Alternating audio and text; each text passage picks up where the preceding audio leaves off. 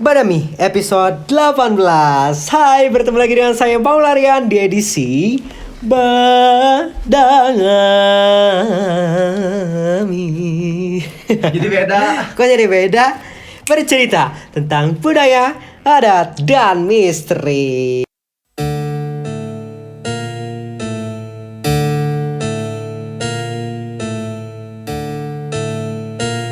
Hup. Di video kali ini kita akan membahas salah satu cerita yang beredar di masyarakat Jawa. Masih di Jawa nih. Yuk, ke pulau mana lagi ya setelah ini? Tulis di kolom komentar ya.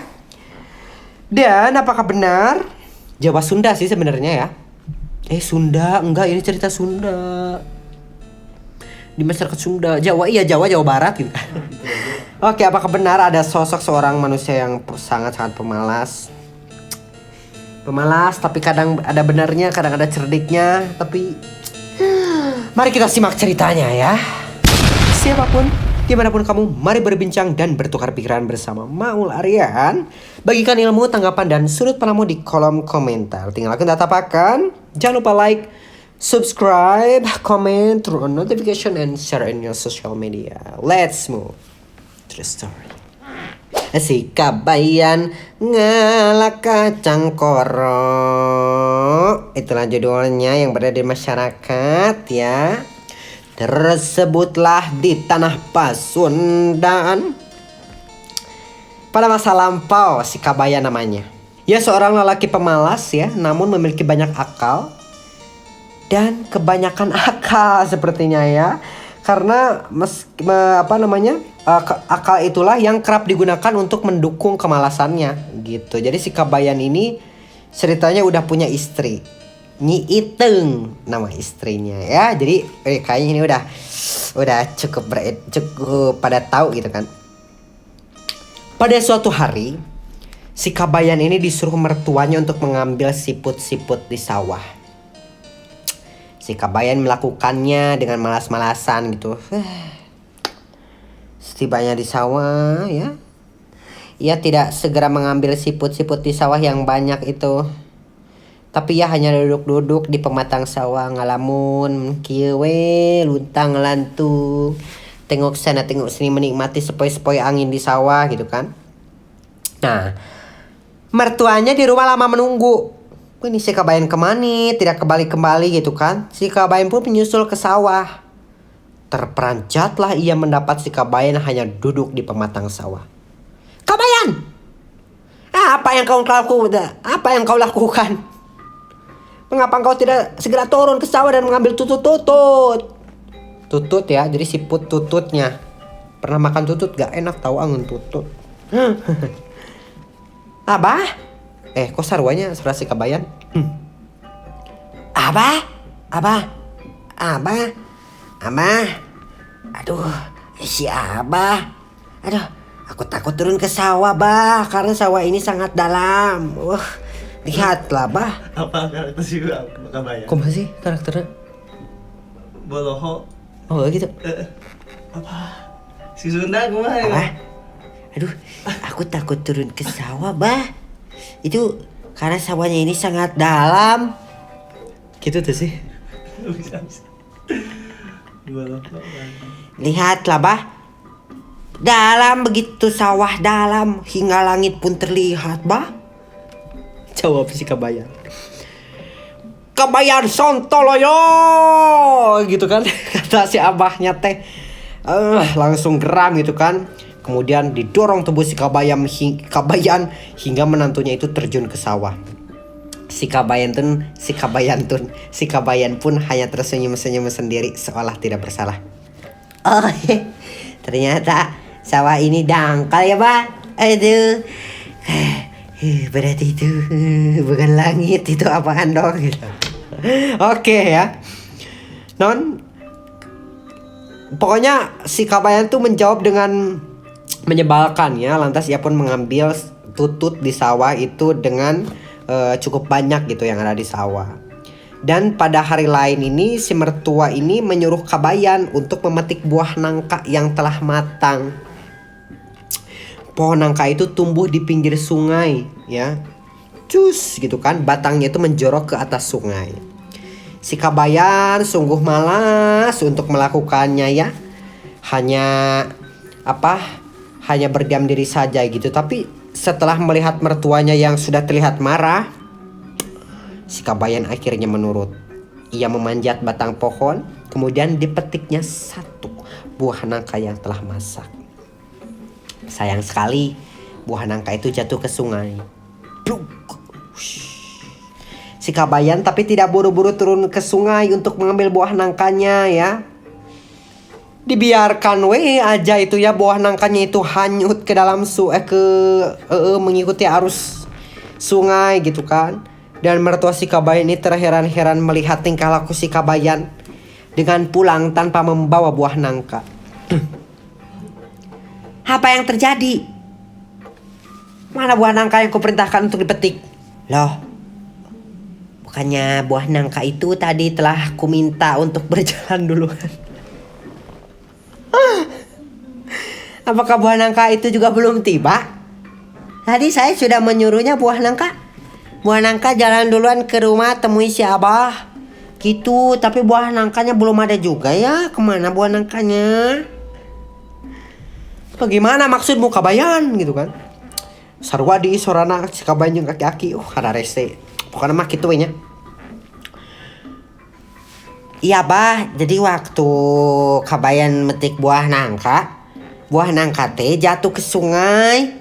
Rupanya ia ingin berjalan sendirian. Makanya Kabayan biarkan ia berjalan. Dan ya udah, Kabayan teh bilang, "Hei buah nangka, ya udah duluan aja ya. Duluan ke rumah ketemui si Abah." Gitu. Nah, kemudian Kabayan juga ngingetin, di depan belok ke rumah ya. Dasar ya nangka teh tidak tahu diri yo. Tidak menuruti perintah Kabayan Abah ke nangkanya itu mah. Katanya teh gitu. Itu mah hanya sarwa di suara aki-akinya, suara si Abah teh. Itu mah hanya alasanmu mengada-ngada saja Kabayan. Kabayan teh bersungut-sungut teh wungkul. Bilang saja kalau kamu itu malas membawa nangka itu ke rumah. Gitu. Si Kabayan pun hanya tertawa-tawa meski dimarahi mertuanya. Gitu merenan. Pada waktu yang lain nih, mertua si Kabayan ini juga mengajak menantunya gitu kan, yang malas dan bodoh itu untuk memetik kacang koro di kebun. Mereka membawa karung untuk tempat kacang koro yang mereka petik. Kalau di dua season sebelumnya kan si Abah menyuruh, kalau ini mah Abah mengajak, jadi Abahnya juga ikut.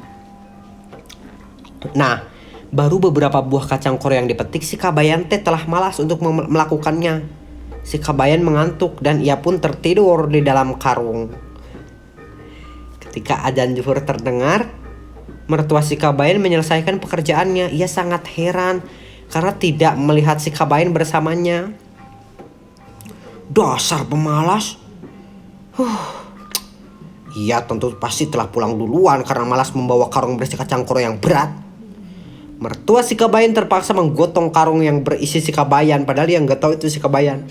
Padahal sangat berat tuh.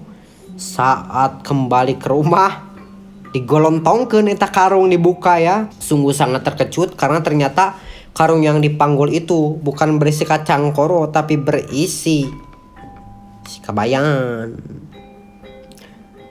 Karung ini bukan manusia, tapi ini kacang koro. Karung ini bukan untuk manusia tapi untuk kacang koro. Kabayan hulang sia gitu kan dicarekan.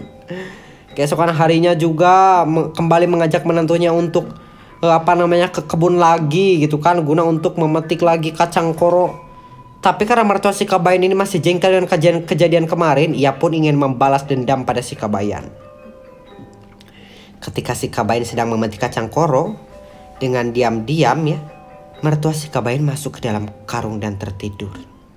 Ia ingin si Kabayan memanggulnya pulang seperti yang diperbuatnya kemarin. Adzan zuhur terdengar dari surau ya, terdengar surau kejauhan. Si Kabayan menghentikan pekerjaannya, dilihatnya mertuanya tidak bersamanya. Ketika ia melihat ke dalam karung, ia melihat mertuanya mertuanya itu tengah tertidur di dalam karung. Tanpa banyak bicara, si Kabayan lantas mengikat karung itu dan menyeretnya. Terpelanjatlah mertua si Kabayan mendapati dirinya diseret-seret si Kabayan. Kabayan, ini Abah, jangan kau seret-seret Abah seperti ini. Kalau kemarin kan si Kabayan dipanggul gitu kan, kalau ini si Abahnya diseret. Aduh, namun si Kabayan tetap menyeretnya ya. Karung ini tempat kacang koro, bukan untuk manusia, kata si Kabayan teh seperti itu.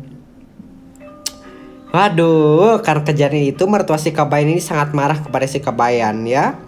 Ia mendiamkan si Kabayan, tidak mau mengajaknya berbicara dan bahkan melengoskan wajah ya. Jika si Kabayan menyapa, mengajaknya bicara, ia juga terlihat sangat membenci menantunya yang malas lagi banyak alasan serta bodoh itu. Si Kabayan ini menyadari akan kebencian mertuanya kepadanya. Ya, di sisi lain bagaimanapun dia merasa tidak enak ya diperlakukan seperti itu. Lantas ia mencari cara agar mertuanya tidak lagi membenci dirinya. Kemudian ia bertanya kepada istrinya perihal nama asli mertuanya. Mengetahui nama asli mertua itu pantangan, Akang, kata Nyi Ite. Bukankah Akang sudah tahu masalah ini ya? Aduh, si Kabayan terus berusaha membujuk ya.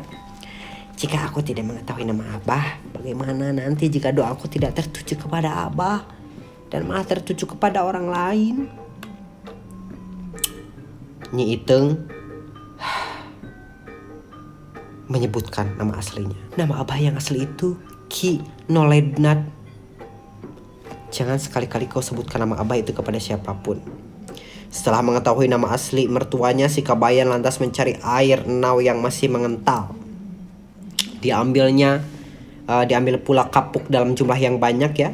Si Kabayan pun menuju lubuk tempat mertuanya itu. Nah, setelah mengetahui nama asli mertuanya, si Kabayan teh mencari enau yang masih mengental, kemudian mengambil kapuk dengan jumlah yang banyak. Si Kabayan pergi menuju lubuk tempat mertuanya biasa mandi. Ia lantas membaik seluruh tubuhnya dengan air enau dan kental ya, dan menempelkan kapuk di sekujur tubuhnya. Si Kabayan kemudian memanjat pohon dan duduk di dahan pohon serta menunggu kedatangan mertuanya yang akan mandi. Ketika mertuanya sedang asik mandi, si Kabayan lantas berseru dengan suara yang dibuatnya terdengar lebih berat. Nolednat, nying sieunan di ditu namanya jigana teh. Mertua si Kabayan sangat terperanjat mendengar namanya dipanggil. Seketika ia menatap ke arah sumber suara ya. Kini ia terperanjat karena melihat ada makhluk putih yang sangat menyeramkan pada pandangannya. Siapa engkau? Gitu kan. Tanyanya terbata-bata.